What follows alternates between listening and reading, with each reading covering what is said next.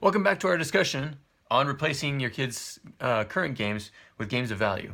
Today I'm going to show you a little bit about historical conquest. Now this is historical conquest. We have what are called starter packs, where you have 51 cards of all different parts of history. So these are all world history. They're not based on one theme, so it's not just on the Celtics or just on science. But these ones are called expansion packs. They have 20 cards in them, and they are based off of one subject at a time. So you have World War I and II, the Wild West, the Civil War, the Revolutionary War, the Crusades, and the Romans. The next two that are coming out right now are the Industrial Revolution and the Renaissance. We also have a 7th starter deck that's coming out, so we're constantly expanding and adding new parts of history. Now with this game, basically let's take off these decks. I'll show you how to play.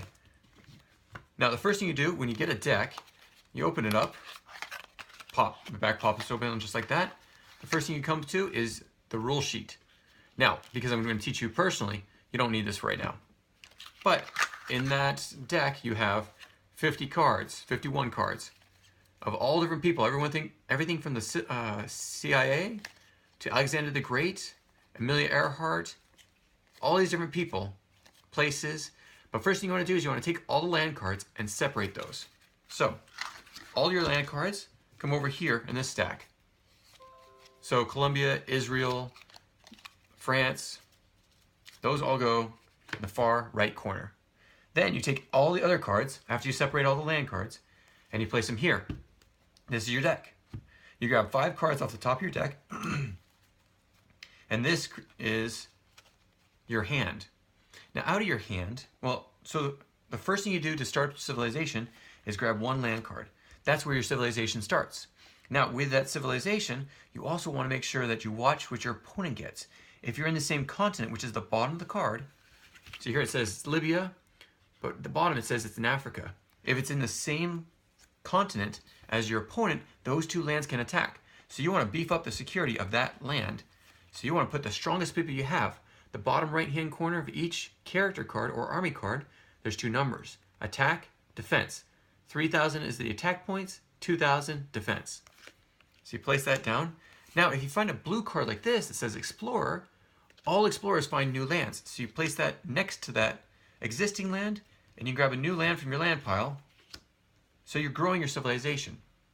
Now, as you go, you're also going to find people like inventors or musicians, authors, and such. They won't help you really militarily. You see their attack and defense, 40 and 60. That's tiny compared to an army. But right here is what's important, the abilities. It says increase your morale by 500 points. This is Gutenberg, the inventor of the printing press. Pretty darn important. So you place him down here, and you grab your little guy, your little figurine, your miniature, and then you move him up by how many points you received by that card. So I'm at 500 points. If I get to 800, I can actually start attacking my opponent. Basically, my army has to be happy enough with me to fight with me. But if you get up to, put this mark up to 3,000, you win the game. First way of winning is world peace. If you get to 3,000 morale points, you win the game just by the fact that your civilization is that happy with you. And that's done by all different types of people. So even James Madison gives you 400 morale points, and then he gives you a second ability at the same time.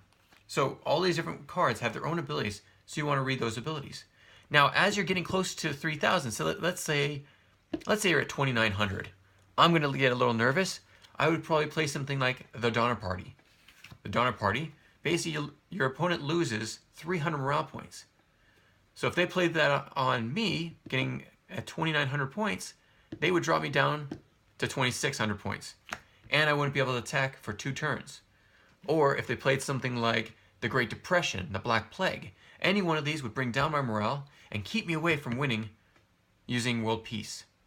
The second way of winning, though, is world domination, which I don't know about you, but a lot of boys especially love world domination. Funny enough, I have to add this. If a girl's playing against a boy and they're both first-time players, it's almost immediate. It's almost a definite that the girl will win first, because guys are, for some reason, we're wired for world domination. We want to take over the world. Well, girls and women are more likely to try to increase the morale of their people up to 3,000 points, and that's the faster way of winning. It takes about a half hour to an hour and a half to play for morale. If you play for world domination, it could actually take you 3 to 4 hours to play, much like the game of Risk. A lot of these game mechanics are just like the game of Risk. A lot of strategies are like the games of Pokemon, Yu-Gi-Oh, Magic, games that are really popular right now, but using history, which is great. Now, say that I'm going to attack. Let's say my opponent has Morocco, so it's in Africa. They have an army and a politician. Hiram Rhodes Revels, great guy to learn about. First black senator right after the Civil War, way before segregation. Just putting that out there. So if I'm attacking from Libya and they're in Morocco, I'd count up the first number.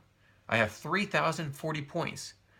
On the other hand, their defense points, like the Mongolian army, wasn't the best at defending. They were better at attacking. So their defense is 1,000. And the politician, that's not really going to help you much. He's at 120 points. So that's 1,120. So if I'm at 3,000 and he's at 1,000, obviously who wins? I do. So if whoever loses that attack has to drop their morale by 100 points. Whether it's attacker or defender, they both lose 100 points if they lose the battle. If the defender loses, he has to lose one of his cards to the discard pile. Now, sorry, I should have explained this. This right here is your discard pile. If I was to discard someone, I place them in the discard pile. At the same time, all this area, this area right here is called the active area. Something like the Donner Party, because it's not a person and it's not a location. So lands go all in the first row. If it's a person, it goes above the land that they occupy. And you're only allowed one army per land. So if it's a technology card, a knowledge card, a relic, they all go in this active area. Basically, it shows you that you still have them in play, but they're not over here taking up room. So if I'm to attack, I would attack, let me see, what would I have? Gutenberg, there we go. If I was I'm allowed to attack twice per turn, so I'd probably attack again, right? So 3,040, now they only have 1,000 because they lost their politician. Automatically they would lose, right? So they lose another card, and if there's no one defending that land, I get to take that land for myself and move someone from the attacking land to defend it. In the end, if they just lost their last land, I won the game. So that's how Historical Conquest is played. There's a little bit more rules into it. That's why we have the rule sheet.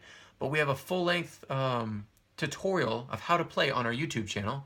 So basically, just put in the search bar Historical Conquest, and you'll get this whole thing, the whole channel, with not just tutorials on how to play and answering questions, but also like Minisode Monday. We talk about different things in history, different events, giving summaries of very interesting people, events that happen. Like right now, we're focusing on nuclear detonations that have happened, and how some of them have been catastrophic, much like the 2 nukes that were dropped in North Carolina.